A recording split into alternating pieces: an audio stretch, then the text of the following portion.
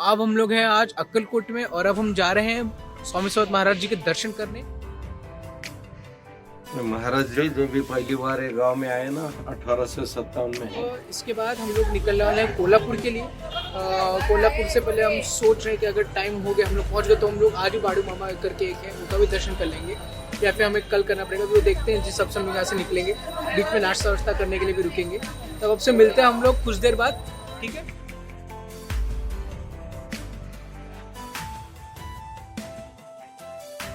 Guys अब हम लोग आ चुके हैं। एक्चुअली क्या है कि नाश्ता करना है, भूख लग रही है। सुबह के 10:30 हो रहे हैं। यहीं पे नाश्ता करके फिर यहाँ से निकलेंगे और अपनी जर्नी को आगे बढ़ाएंगे।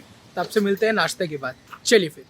तो गाइस अब हमारा नाश्ता पानी हो चुका है, जो भी हम लोग को नाश्ता वाश्ता करना था।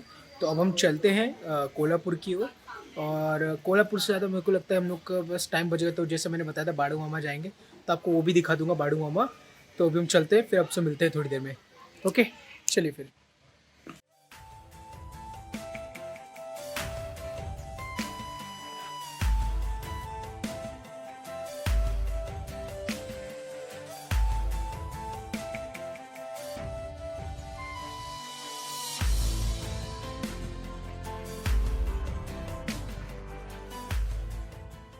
तो गाइज हम अब बाड़ू मामा के आश्रम के अंदर पहुंच चुके हैं। एक्चुअली आश्रम नहीं, इनको रजवाड़ा भी कहा जा सकता है बाड़ू मामा का।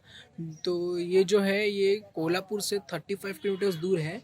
हाँ, और कहा जाता है कि बाड़ू मामा शेषनाग भगवान के अवतार थे और उन्होंने चमत्कार भी किए थे बहुत सारे। तो अब हम उनके दर्शन करके आते हैं बाड़ू मामा के, फिर आपसे मिलते हैं थोड़ी देर में। तो चलिए हम आगे बढ़ते हैं, ठीक है।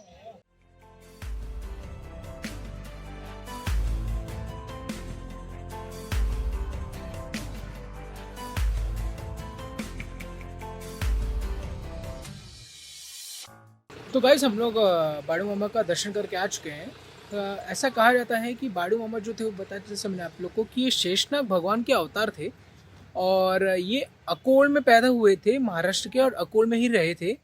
यहाँ पे आके उन्होंने अपनी समाधि ले ली थी आदमापुर में, जो बताया था कोल्हापुर से जस्ट 35 किलोमीटर्स दूर है। तो यहाँ पे उन्होंने आके अपनी समाधि दी। इन्होंने अपने टाइम में बहुत सारे चमत्कार किए थे। तो ये उन चमत्कार की वजह से हमें पता चला था कि ये शेषनाग भगवान है, उनके अवतार हैं। ये हमेशा पंढरपुर के, जैसा आप मेरे पहले ब्लॉग में देखे होंगे, पंढरपुर के विट्ठल माऊली उनकी हमेशा पूजा करते थे। और मतलब संत थे बहुत बड़े ये। तो यही इनकी कहानी है कि यहाँ पे आके इन्होंने समाधि ली। ये महाराष्ट्र के अकोल में रहते थे, वहाँ पे ही पैदा हुए थे, वहीं पे उन्होंने चमत्कार किए, यहाँ पे आके उन्होंने समाधि ले ली थी। बस इतनी सी है। अब हम यहाँ से निकलने वाले हैं और पहुँचेंगे कोल्हापुर। कोल्हापुर में पहुँचने के बाद फिर हम आपसे बात करते हैं, ठीक है। तो चलिए अब आगे मिलते हैं हम लोग। तो गाइस हम कोल्हापुर जा रहे थे तो हमें बीच में गुड़ की फैक्ट्री दिख गई। जैसे कि सबको पता है कि कोल्हापुर गुड़ के लिए बहुत फेमस होता है। तो बीच रास्ते हमें एक गुड़ की फैक्ट्री दिख गई। तो अब हम देखते हैं कि गुड़ बनता कैसे, जैगरी जिसको बोलते हैं इंग्लिश में। हम देखते हैं कि वो जैगरी गुड़ बनता कैसे। तो अभी यहाँ पे भाई साहब हैं, वो हमें बताएंगे कि कैसे बनता है। मराठी में बताएंगे, चलेंगे? मराठी में बताएंगे, मैं बाद में आप लोग को हिंदी में थोड़ा बहुत समझा दूंगा, ठीक है। हाँ, घारा बोलते हैं उसको। इथून इथे ऊस लावतात. इथून त्या औदामध्ये क्या कहते हैं ह्या औदामध्ये इथं रस राहतो. गन्ना इस पे डालेगा, जूस इधर आएगा। इथून इकडे परत त्या औदामध्ये जातो आपला पलीकडे.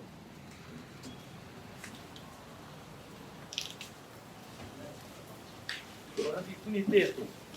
ओके। इथून तिची प्रक्रिया होत ती घाण करायची.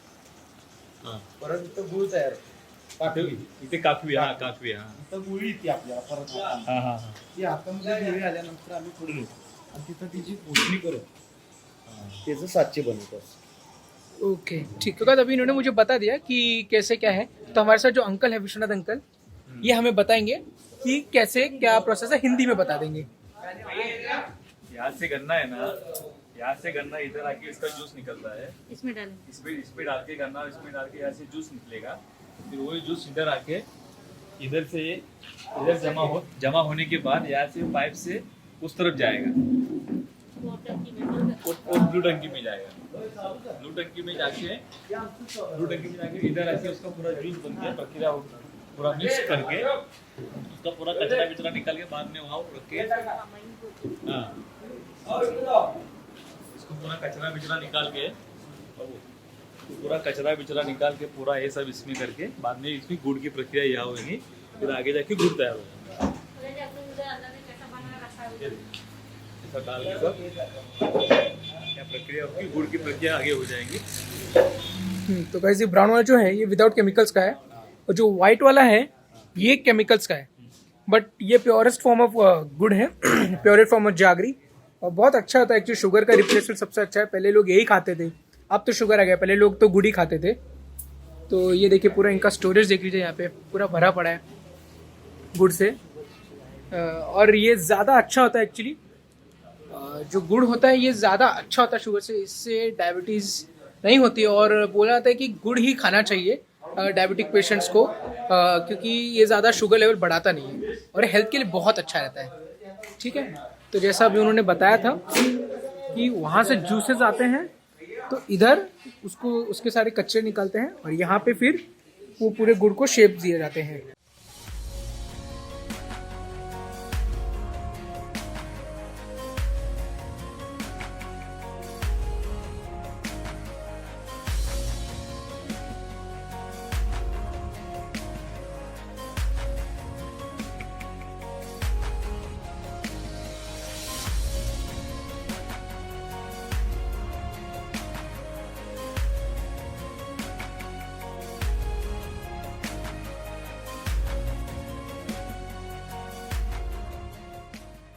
तो गाइज अभी ये लोग गुड़ बना रहे हैं, अभी भी चल रहा है इनका प्रोसेस, ये लोग रात तक काम करेंगे। तो मैंने इनसे पूछा कि टोटल कितने घंटे लगते हैं गुड़ बनने में। इन्होंने मुझे बताया कि ये जो शुगर केन का जो जूस निकलना है इसको लगते हैं कुछ तो हाफ एन आवर्स, फिर बाद में उधर क्लीनिंग में लगता है कुछ तो हाफ एन आवर्स, और 1.5 आवर लगते हैं इसको गर्म करने में, और 2 घंटे लगते हैं इसको ठंडा करने में। तो यानी कि 2, 3.5 टोटल अराउंड फिगर हो गए वाले, तो 5 घंटे लगते हैं। और ये जो गुड़ है ये लोग गुजरात, अहमदाबाद ये सब जगह एक्सपोर्ट करते हैं। बहुत अच्छा, मतलब एक्चुअली गुड़ माना जाता है कोल्हापुर का गुड़ बहुत फेमस है। तो अगर आप लोग गुड़ नहीं खाते तो मैं तो आप लोग को खुद रिकमेंड करूँगा कि आप लोग गुड़ खाएं, अच्छी चीज़ रहती है, वो शुगर से भी अच्छी रहती है। और डायबिटिक पेशेंट्स को भी कभी तो बुरा था, अगर उनको कुछ मीठा चाहिए तो वो लोग जैगरी प्रेफर करें शुगर की जगह, जो बहुत अच्छा रहता है। ठीक है, अब हम यहाँ से निकलते हैं और हम जाते हैं हमारे डेस्टिनेशन कोल्हापुर की ओर, और फिर आपसे मिलते हैं कोल्हापुर में। ठीक है, चलिए फिर। तो गाइस अब हम लोग कोल्हापुर पहुँच चुके हैं, और कोल्हापुर का यहाँ पे एक तालाब है, रंकाला तालाब, जिसको बोला जाता है यहाँ का चौपाटी। अगर आप लोग मुंबई जानते होंगे तो मुंबई पे जैसे चौपाटी बोलते हैं, जूहू चौपाटी, गिरगांव चौपाटी, वैसे रंकाला तालाब के इधर ये लोग ने बनाया है चौपाटी, इसको यहाँ का चौपाटी बोलते हैं। आप जैसे देख सकते हो मेरे पीछे कितनी सारी शॉप्स हैं यहाँ पे खाने पीने के लिए, भेल, सैंडविचेस, पाव भाजी, जो चाहे वो खा सकते हैं आप। तो इसको यहाँ का चौपाटी बोलते हैं। अभी हम यहाँ से कुछ खाएंगे, फिर इसका हम अपने होटल पे जाएंगे, फिर हम आपसे मिलते हैं होटल में। आपको यहाँ पे कुछ शॉप्स भी दिखा देता हूँ कि यहाँ पे क्या है, क्या मिलता है।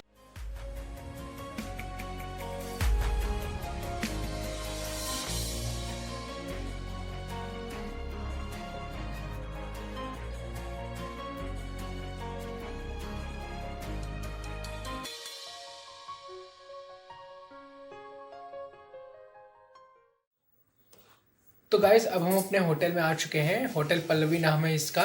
बहुत अच्छा होटल है।